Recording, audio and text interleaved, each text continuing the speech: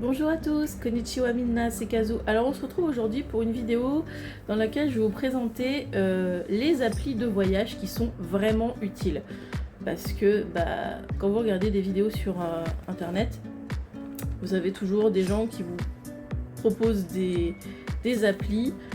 En général, je vais voir ce que sont ces applis et je trouve ça parfaitement inutile. Du coup, là, je vous en ai recensé 6 que moi, je trouve vraiment utiles et nécessaires. Enfin, utiles du moins, pas forcément nécessaires, mais utiles. Après, c'est ma liste à moi, c'est pas exhaustif. Donc, il peut y en avoir d'autres, mais moi, c'est celle que j'ai vraiment utilisée et que j'ai trouvé très utile.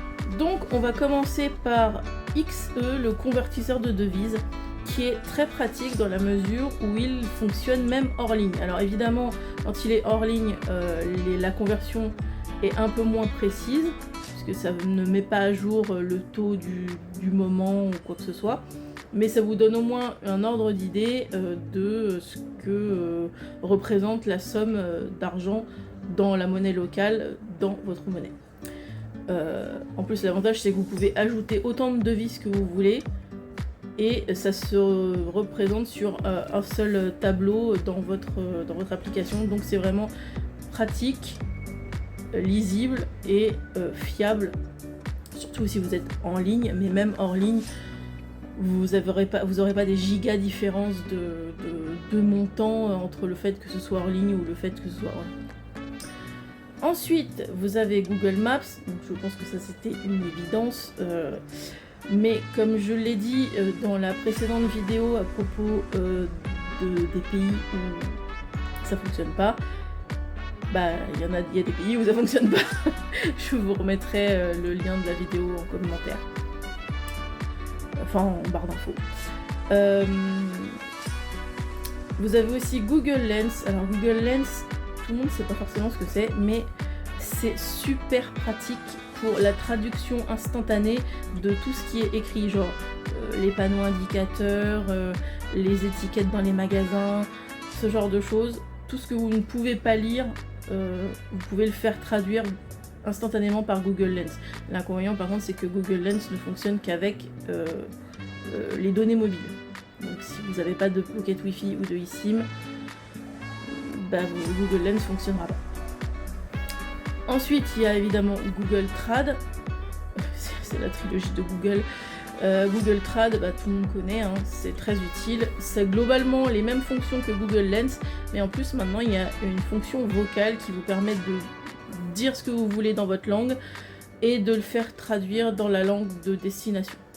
Donc c'est plutôt pratique. Je ne l'ai pas encore utilisé dans cette configuration là, mais je sais que ça fonctionne. Enfin, je sais que ça fonctionne parce qu'il y a des personnes qui m'en ont parlé. Donc j'ai pas trop de soucis avec ça. Alors ensuite, les deux dernières, c'est un peu spécifique. Vous avez l'application YouCut.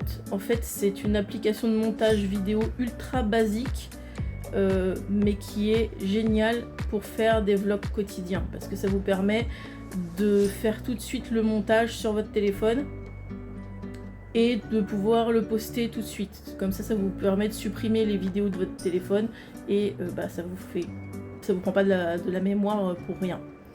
Donc ça, je m'en suis servi l'année dernière quand j'ai fait tous mes vlogs quotidiens pour le Japon, et c'est vraiment génial. Donc YouCut. Et la dernière application, c'est pas pour vous, mais c'est pour permettre à vos proches de suivre en direct le trajet de votre avion, ça peut les rassurer. Ça s'appelle Flight Radar.